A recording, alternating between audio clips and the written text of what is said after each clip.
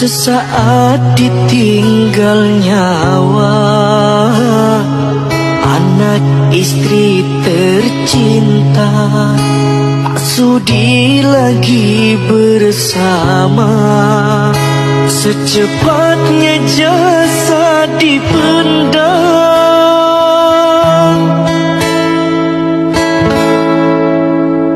secepatnya jasad dipendam, karena tak lagi dibutuhkan. Diri yang semula dipuja kini bangkai tak berguna. Dari kamar yang indah, kasur empuk dilamputi, ini harus berpindah, terkubur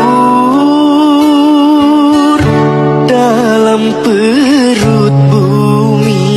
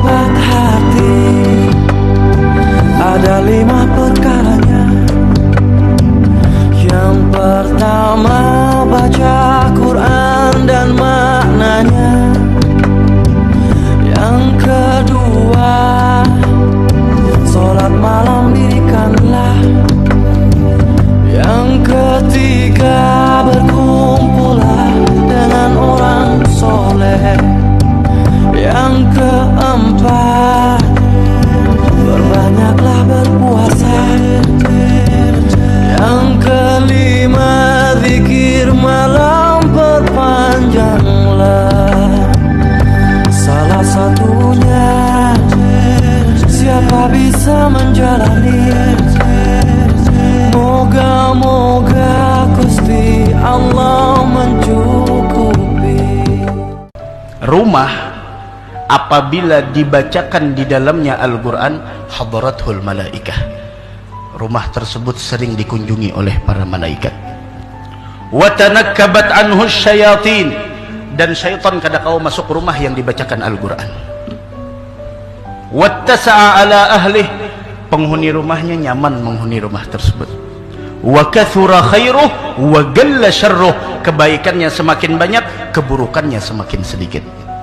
Wa innal baita idza lam yuqra fihi al-Qur'an, kata Nabi Muhammad, dan rumah yang tidak dibacakan Al-Qur'an, hadaratuhu syayatin, yang paling banyak di sana siapa? Syaitan.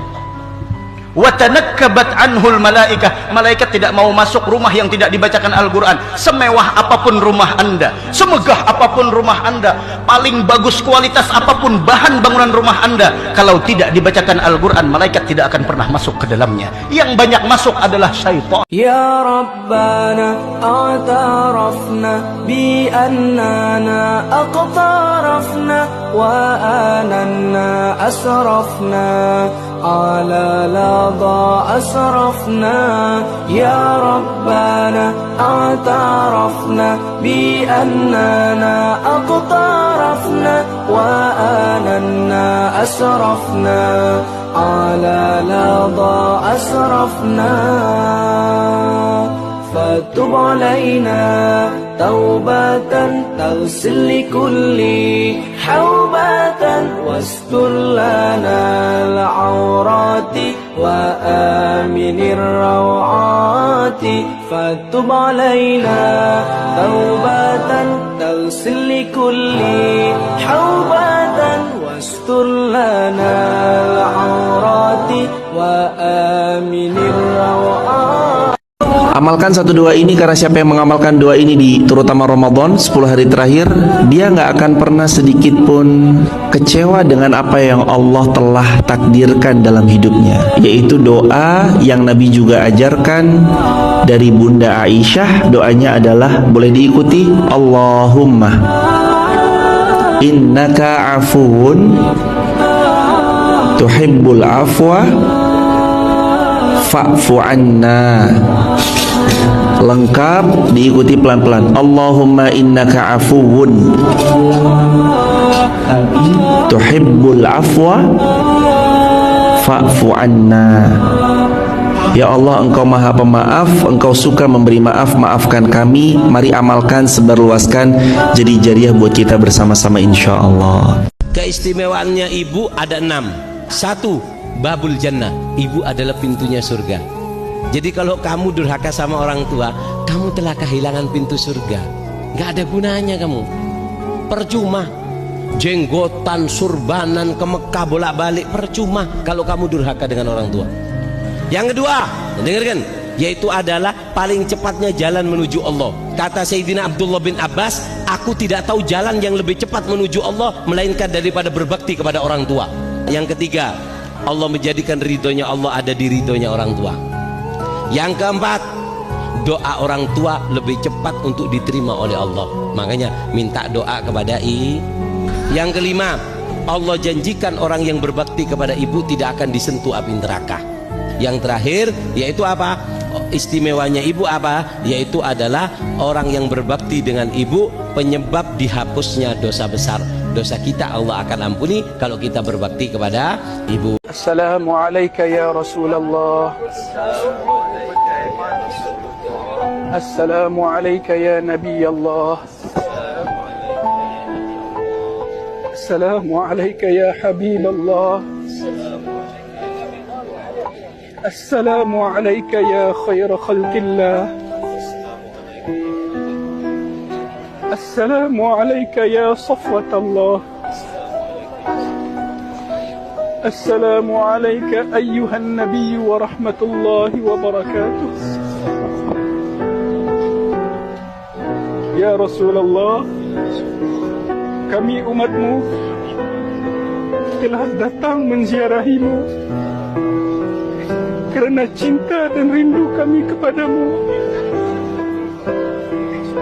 Akui kami sebagai umatmu ya Rasulullah. Kurniakan kami syafaatmu di akhirat kelak. السلام عليك يا سيدنا يا أبا بكر الصديق. السلام عليك يا سيدنا يا عمر بن الخطاب الفاروق. Ya Allah, janganlah jadikan ziarah kami ini ziarah yang terakhir dalam kehidupan kami. Setelah Isya, jangan lupa baca 1 doa ini. Karena siapa yang membacanya, Allah Subhanahu Wa Taala akan menjaganya, memudahkan urusannya. Dan kalau dia meninggal, Allah Subhanahu Wa Taala catatkan ia sebagai penghuni syurganya Allah. Yaitu doa sebelum ia tidur. Apa itu doanya? La ilaha illallah wahdahu la syarikalah, lahul mulku wa lahul hamdu wa huwa ala kulli syai'in qadir, la hawla wa la quwata illa billah, subhanallah walhamdulillah wa la ilaha illallah, Allahu akbar. Lalu baca doa tidur, bismika Allahumma amutu wa ahya, tidur. Amalkan sebarluaskan, karena powerful sekali nih doa-doa yang barusan. Barakallahu fiik. Ali bin Abi Thalib pernah berkata, jauhilah 7 perkara ini, maka tubuhmu akan merasa nyaman dan hatimu akan terasa tenang. Yang pertama, jangan meratapi masa lalu. Betapa ruginya seseorang menghabiskan hidupnya hanya untuk meratapi sesuatu yang telah berlalu. Kedua, jangan memikirkan hal yang belum tentu terjadi, karena itu akan menimbulkan kekhawatiran, depresi, dan stres. Ketiga, jangan menghina orang lain. Berkacalah pada diri sendiri sebelum menghina orang lain. Keempat, jangan meminta balasan, karena itu sama saja akan menjatuhkan kehormatan dan harga diri. Kelima, jangan tamak, karena sifat tamak akan menghalalkan segala cara untuk mendapatkan yang ia mau. Keenam, jangan marah terhadap orang yang terlihat tenang, karena itu sama saja membangunkan singa dari tidurnya. Ketujuh, jangan memuji orang yang tidak tahu diri, karena orang yang tidak tahu diri semakin dipuji akan semakin menjadi-jadi, dan ia tidak akan menemukan jalan untuk mengoreksi dirinya sendiri. Ku manusia yang penuh dosa, berharap ampunanmu. Lihat di langit kesempurnaan hadirmu, kau cinta pertama dalam hidup. Allahu Akbar Maha Besar, memujamu begitu indah. Selalu kau berikan semua kebesaranmu Tuhan.